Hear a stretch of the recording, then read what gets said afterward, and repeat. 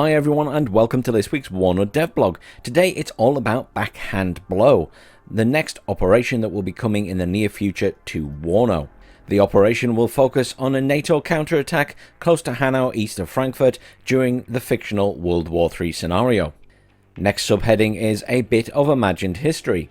The operations currently playable in WARNO, Black Horse's Last Stand and Red Juggernaut, or the ones having been revealed, Backhand Blow, the Kitzingen Ruse and Gotterdammerung, all take place in the same World War III timeline.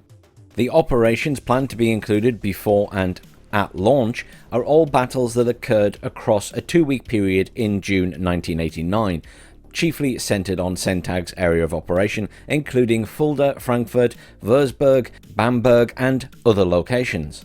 However, because of our development pipeline, we are not releasing the operations chronologically. As our war begins on June 21st, 1989, one of the first battles is depicted in Black Horse's Last Stand. 2 days after the invasion on June 23rd, we switch our perspective to the Warsaw Pact with a Soviet armoured attack in Red Juggernaut, northeast of Frankfurt.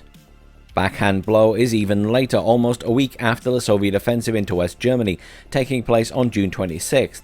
After heavy fighting and the surge of NATO reinforcements directed towards the 5th Corps, the Warsaw Pact attacks aimed at encircling Frankfurt have ground to a halt for the time being.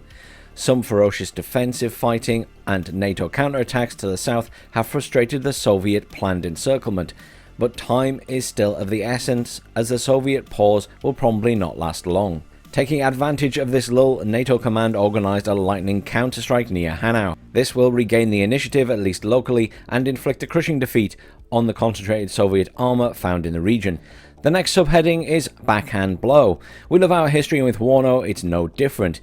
When looking at names for Backhand Blow, we focused on famous counteroffensives on the Eastern Front in 1943, the so-called Third Battle of Kharkiv, led by the German Field Marshal Erich von Manstein. This counterstrike eliminated the threat from the Soviet offensives in the wake of the Battle for Stalingrad. The German attack destroyed the Soviet spearhead south of Kharkiv and led to the city's and Belgrade's retaking.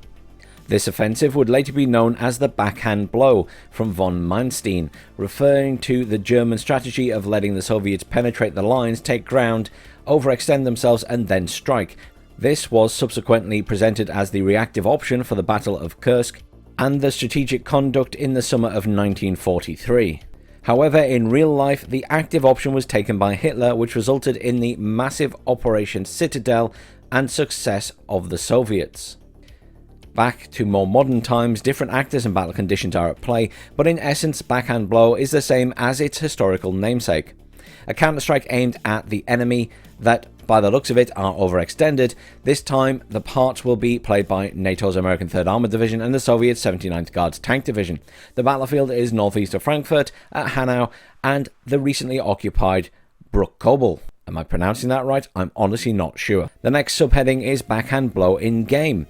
In this operation, as NATO, you will have to strike fast and hard. The Soviet tank forces in the field are reorganizing after their headlong dash from Fulda. Destroying the massive armor, or at least damaging them, would allow local NATO units to regain the initiative and keep the Warsaw Pact units threatening Frankfurt off balance. To accomplish this mission, you will have access to heavy-hitting tank forces of the American 3rd Armored Division, specifically in this case the 2nd-32nd Armoured Battalion, as well as the company from the 4th-7th Cavalry. At your disposal are plenty of M1A1 Abrams, M3A1 Bradley CFV recon units, scouts and several supporting units including the M163 Pivads, the Chaparrals and the M106A2 mortars. A drawback is that your air forces are limited to 2 A-10 Thunderbolts anti-tank variant, as is your infantry, which includes some mechanized infantry as well, but don't get bogged down in drawn-out urban fighting. Backhand Blow will require commanders to focus on speed and mobility to control the battlefield, which is relatively open. In this operation, command zones give you command points, which both sides need to win the scenario. These zones are located in the middle of the map. There is just one minor issue. You will start with 0 command zones and the enemy will have all of them, and the clock is ticking. This means that if you want to have a shot at success in Backhand Blow, you will have to use your tank forces mobility and superior firepower to take each of these command zones as quickly as possible. The command zones themselves are on small settlements surrounded by scattered woods.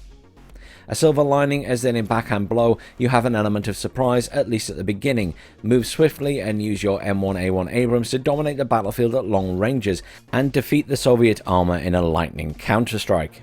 The next little subheading is WARNO's operation in more detail. We already know all about the operations. You can have a look at the previous blog videos. You can have a look at the operations being played out. Some of them are already in the game, Black Horse's Last Stand and Red Juggernaut, so I'm not going to read through all of that. You guys understand what all of that is about, I'm sure. Other than that, they say see you on the battlefield, and they will return next week for another Operation Devblog.